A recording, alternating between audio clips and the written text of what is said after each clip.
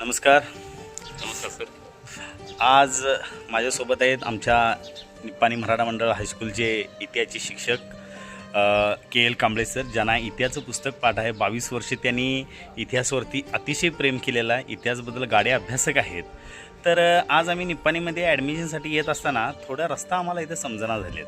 मात्र रस्ता समजत नसताना आम्ही कांबळे सरांनी विचारलो. मात्र कांबळे सरांना तरी निप्पाणी, सांगली, कोल्हापूर, सोलापूर, सातारा, महाराष्ट्र, कर्नाटक ते इकडं उत्तर भारतापासून ते दक्षिण भारतापर्यंत सगळ्याच रस्ता पाठ आहेत.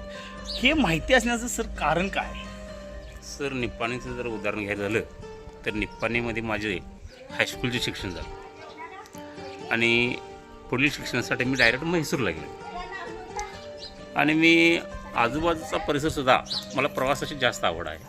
आजूबाजूचा बराचसाच प्रदेश मी बघितलेला आहे आणि त्यामुळे निप्पाणीचा रस्ता काय म्हणजे किरकोळ स्वरूपाचं. मी जवळजवळ वास्कोडी गावावर फिरलेला माणूस आहे आणि त्यामुळं तुम्हाला कुठं जायचं आहे, काय करायचं आहे हे पहिला मला विचारा. अगदी अचूक मी तुम्हाला सांगत राहील. प्रश्न आहे काय?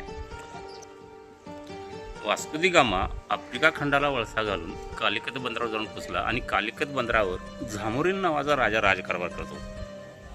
त्यावेळेला वास्को दी गामानं झामोरीनला विचारलं, झामोरीन, मी तुमच्यावर व्यापार करण्यासाठी आलेलो आहे, तुमची परवानगी आहे काय? तो म्हणाला, व्हाय नॉट.